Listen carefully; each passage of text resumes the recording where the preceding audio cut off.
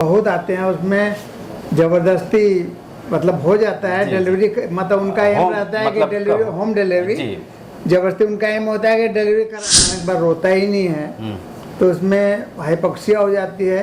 6 महीने में नहीं पिलाती, गाय के दूध पे आ जाती हैं, बोतल पिलाने लगते हैं तो इम्यूनिटी बच्चों को ऐसी कम हो जाती है।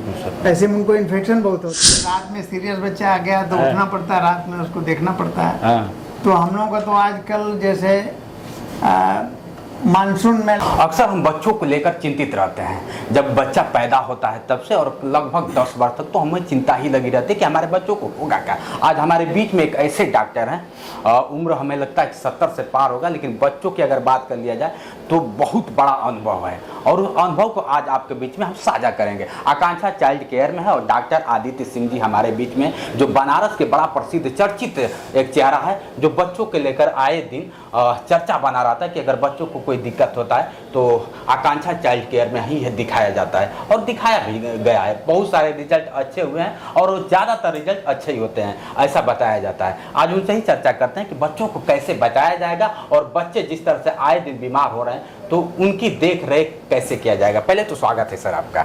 Thank you very much. Sir अगर बात कर लिया जाए, आज इस कलयुग की बात कर लिया जाए, इस दौर में, भाग दौड़ के दौर में बहुत काफ़ी बच्चा पैदा होते ही तरह तरह की बीमारियां हो जाती है, तो इसको कैसे बचाया जा सकता है? पहले तो मैं सवाल, एक तो अगर प्रेगनेंसी शुरू होती है तो उसका रजिस्ट्रेशन करवाना चाहिए जी, और समय समय पे गायनकोलॉजिस्ट से चेक करवाते रहना चाहिए। उसमें कैल्शियम, फोलिक एसिड, आयरन ये बराबर लेते रहना है जी। 9 मंथ तक, उसके बाद भी कैल्शियम आयरन 9 मंथ तक लेना है। और जहाँ तक ब्रेस्ट फीडिंग का सवाल है जी, वो तो कम से कम 6 महीने तक तो एक्सक्लूसिव है, उसके बाद भी 2-3 साल तक पिलाते रहना चाहिए। और डिलीवरी के लिए आजकल हम लोग देखते हैं कि बच्चे गांव में लोग पैदा करवा देते हैं, दाइयाँ हैं और सब हैं जी। और जो प्राइवेट प्रैक्टिशनर हैं वो हमारे यहाँ तो ऐसे केसेस बहुत आते हैं, उसमें ज़बरदस्ती मतलब हो जाता है डिलीवरी, मतलब उनका एम रहता है कि डिलीवरी, होम डिलीवरी ज़बरदस्ती उनका एम होता है कि डिलीवरी करा दें। अब उसमें बच्चा कंप्रोमाइज़ हो जाता है। बहुत बार ऐसा होता है कि बच्चा पैदा होने के बाद रोता ही नहीं है तो उसमें हाइपोक्सिया हो जाती है और हाइपोक्सिया की स्थिति में कैंसेफेलोपैथी है, उसमें सीजर आने लगते हैं, गुर्दे में सूजन होता है, यूरिया क्रिएटिनिन हो जाता है, बाकी तमाम डिस्ट्रेस वगैरह होता है। ऐसे बच्चों को टेकिन हम लोग करते हैं लेकिन उनका आउटकम बड़ा पुअर होता है। हाँ, उसमें और पैदा होने के बाद हम लोग बताते हैं कि भाई ब्रेस्ट फीडिंग करानी है और समय समय पे वैक्सीनेशन बहुत इम्पॉर्टेंट है। उनका बर्थ के टाइम में वैक्सीनेशन कराना है, फिर 1.5 महीने, 2.5 महीने, 3.5 महीने पे, उसको 6 महीने, 7 महीने, 9 महीने, 12 महीने, 15 महीने और फिर 2 साल पे, उसके बाद 5 साल पे, फिर 10 साल पे। ये सब वैक्सीनेशन बहुत इम्पॉर्टेंट हो। आज के समय में इतना वातावरण ख़राब हो गया, ये कर सकते हैं कि लोगों की इम्यूनिटी, अब जो कि माताओं को हम लोग देखते हैं कोई 6 महीने में नहीं पिलाती, गाय के दूध पे आ जाती हैं, बोतल पिलाने लगते हैं तो इम्यूनिटी बच्चों को ऐसी कम हो जाती है। ऐसे में उनको इन्फेक्शन बहुत होते हैं, तो उसमें कंप्लीट इम्यूनाइजेशन कराते रहना चाहिए, बहुत ज़रूरी है। और समय पे जैसे मेल नरिश्ड है उनको डॉक्टर से, ऐसा नहीं कि जब वो काफ़ी क्रिटिकल हो जाए, सीरियस हो जाए तभी अस्पताल में आवें जी जी, बीच में भी सलाह लेते रहना चाहिए, जैसे कि हम वैक्सीनेशन के बारे में और सब डिवर्मिंग के बारे में उनको समझाएं, बताएं। एक चीज और मन में अगर देखा जाए सर, गार्जियन के मन में सवालात हमेशा रहता है कि बच्चा बोल नहीं पा रहा है, बच्चे कैसे, ये सब आप लोग समझ पाते हैं? वही मैंने बताया ना कि वो डिलीवरी, जैसे होम डिलीवरी करा लिया, बच्चा पैदा होते ही नहीं रोया, हाइपोक्सिया में चला गया, तो ऐसे बच्चों में वो HI होता है, बाद में पता लगा CP हो गया, तो ऐसे बच्चे में जो भी डेवलपमेंट होता है वो सब माइलस्टोन्स डिलेड हो जाते हैं। बच्चे का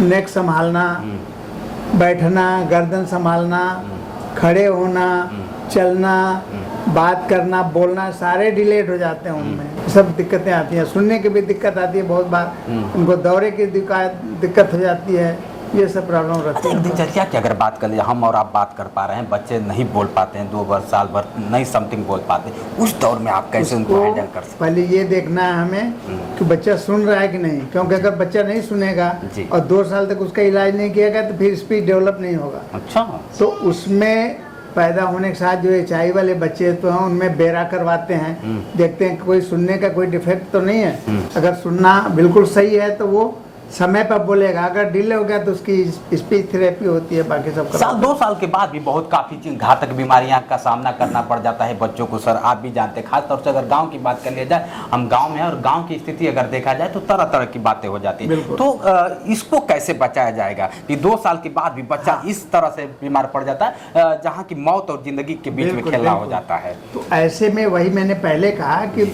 वैक्सीनेशन, जैसे गवर्नमेंट में तो वैक्सीन बहुत अच्छे हैं, अच्छे वैक्सीनेशन आते हैं, लेकिन कुछ वैक्सीन वैसे भी छूट जाते हैं, जैसे कि मेनिंगोकोकल है, टाइफाइड है, हेपेटाइटिस ए है, चिकन पॉक्स है, जापानीज एन्सेफेलाइटिस है, ये सब चीज़ें छूट जाती हैं जिनकी वजह से ये सब प्रॉब्लम होती रहती है। तो हमें वैक्सीनेशन का पूरा ख्याल रखना है, उनके न्यूट्रिशन का ख्याल रखना है, समय समय डॉक्टर से मिल करके उनको आयरन, कैल्शियम, मल्टीवाइटामिन क्या क्या देना है, वैक्सीनेशन का बहुत इम्पोर्टेंस है। और उनका जो हाइजीन है, हाइजीन को मेंटेन करना है, जैसे नाखून साफ करके रखना है, कोई भी चीज़ खाने के पहले साबुन पानी से हाथ धुल के खाना है, डिवर्मिंग करनी है, बाहर से भोजन, जंक फूड ये सब नहीं खाना है, जी बिल्कुल, घर का खाना है, पूरा ताज़ा खाना खाना है, बासी खाना नहीं खाना, ये सब चीज़ें हैं। और समय समय गार्जियन अगर मिलते हैं तो उनको पूरा समय समय बताया बिल्कुल। जाएगा। लास्ट सवाल आपसे करूंगा सर, जिस तरह से आज आपके हॉस्पिटल की बात कर लिया जाए तो आपके हॉस्पिटल में कैसे कैसे बच्चे मरीज हैं जो बहुत काफ़ी सामना कर पा रहे हैं अपने ज़िंदगी से, कैसे कैसे मरीज हैं और कैसे कैसे मरीजों का भी इलाज कर देते हैं?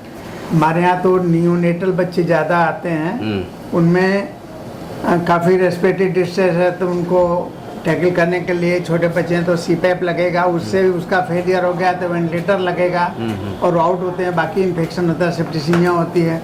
और जो छोटे बच्चे हैं, कोई मेनिंजाइटिस का है, कोई एन्सेफेलाइटिस का है, निमोनिया का है, तो उनका उस ढंग से इलाज होता है, जैसी बीमारी है उस ढंग से इलाज होता है। जी, चलिए रहे हमारे बीच में डॉक्टर साहब, इनके पास अगर देखा जाए तो मैं भी आया था इलाज करने, लेकिन लगा कि मुझे भी बचाना चाहिए। अगर एक मेरे वीडियो से एक भी बच्चे की जान अगर बचती, एक बच्चे की भला होती है तो इससे बड़ा क्या हो सकता है। डॉक्टर साहब ने समय दिया, इसके लिए बहुत बहुत धन्यवाद सर। चलते चलते आपको बता दें कि वाराणसी भोजपुर है और भोजपुर में आकांक्षा चाइल्ड है, और आकांक्षा चाइल्ड में वाकई बच्चों के लिए अगर देखा जाए तो एक अलग भूमिका निभाते हैं डॉक्टर साहब। वाकई बच्चों का जी जान लगा के घर पे ही रहते हैं, 24 घंटा सेवा उपलब्ध है। आप आके चेक करा सकते हैं, सब कुछ जानकारियां ले सकते हैं। कभी कभी मैंने देखा है कि डॉक्टर के पास हम जाते हैं और डॉक्टर सही से बात नहीं करता है, देखता है, दवा लिखता है, चला जाता है। लेकिन डॉक्टर का अगर हकीकत देखा जाए तो गार्जियन से अगर बात कर लेता है, सही से चेक कर लेता है, तो आधा दवा तो ऐसे ही काम कर जाता है। क्या सर ऐसे डॉक्टर मिलते हैं कि नहीं? बिल्कुल, ऐसा होना चाहिए सर, बिल्कुल होना चाहिए। और एक चीज़ और है कि डॉक्टर के साथ तो बात करें, हम लोग तो पूरा प्यार से बताते हैं, सबको बताते हैं। कुछ डॉक्टरों की अगर बात कर लिया जाए सर, मिलना नहीं पसंद करते, आए लिखे चल दिए। अब गार्जियन रह जाता है, डॉक्टर यार क्या हुआ बताया नहीं। जैसे आपसे मैं देखा कि आप पूर्ण रूप से जानकारी देते हैं, हाँ बताओ क्या, तो ये चीजें ये चीज होना चाहिए। और उसके साथ में मरीजों का भी जो डॉक्टर सलाह देते हैं जी, उनको भी फॉलो करना चाहिए। बिल्कुल सर, और डॉक्टर पे फेथ रख के इलाज करना चाहिए जी। और जैसे आए दिन लोग कहते हैं भाई हमको गारंटी चाहिए, तो गारंटी तो हमारी गारंटी नहीं है, किसी कोई गारंटी नहीं है, तो गारंटी तो दे नहीं सकते हैं। बिल्कुल सर, भाई अगर फेथ है तो इलाज करिए, और उसमें 100% कभी सफलता नहीं मिलती है। बड़े बड़े इंस्टीट्यूशन में BHU जाइए, दिल्ली जाइए, लखनऊ जाइए, कहीं भी फॉरेन कंट्रीज में जाइए, 100% तो सफलता कभी नहीं होती है। तो उसमें सब बीमारियों के अलग अलग वो होते हैं कि इसमें इतनी मार्टेलिटी, इसमें इतनी मार्टेलिटी होती है, तो वो तो अपनी जगह है, रिस्क तो है ही है। बाकी हम लोग कोशिश करते हैं। ऐसा दिन बताइए सर जिस दिन लगा कि यार मैं आज चैन से नहीं सो पाऊंगी, बच्चा बड़ा डिस्टर्ब का, ऐसा कोई दिन तो बहुत काफी गुजरा होगा। अक्सर होता है कि रात में सीरियस बच्चा आ गया तो उठना पड़ता है, रात में उसको देखना पड़ता है।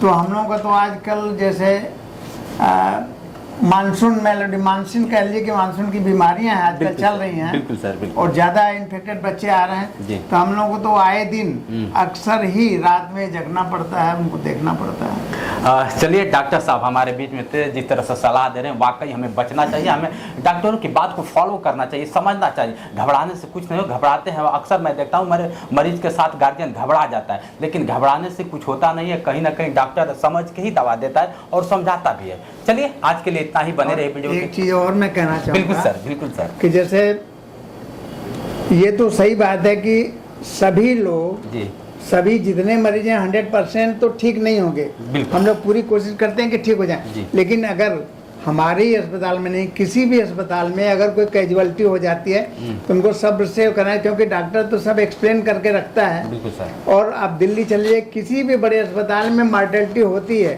जी राष्ट्रपति भी मर जाते हैं, हॉस्पिटल नहीं पहुंच पाते, बिल्कुल या सर। हो गए हार्ट अटैक हो गया तो वो पहुंच नहीं पाते। बिल्कुल बिल्कुल। तो ऐसे में किसी भी शहर के या और कहीं भी किसी भी अस्पताल में कोई कैजुअलिटी है तो उनको सब्र करके बाकी सब समझना चाहिए। और ऐसा नहीं है भाई, ये तो जीवन मृत्यु लगा बिल्कुल है, सर, बिल्कुल वो सर। किसी के साथ भी कुछ होता है तो उसमें तोड़ फोड़ वाली घटना, ये सब तो ये बहुत खराब चीज है, ये जी, बिल्कुल, बिल्कुल। किसी के अस्पताल में नहीं करना नहीं चाहिए। करना चाहिए, सही कहा आपने। हालांकि होना चाहिए, और मरीज को लेकर कभी डॉक्टर से उलझना भी नहीं चाहिए। डॉक्टर भगवान का दूसरा रूप माना जाता है और भगवान को सब्र से इंतजार करना चाहिए कि कब फल मिलेगा। चलिए दोस्तों आज के लिए इतना ही, बने रहे वीडियो के साथ। मैं हूं जितेंद्र और आप देख रहे थे जोश एक्सप्रेस। नमस्कार।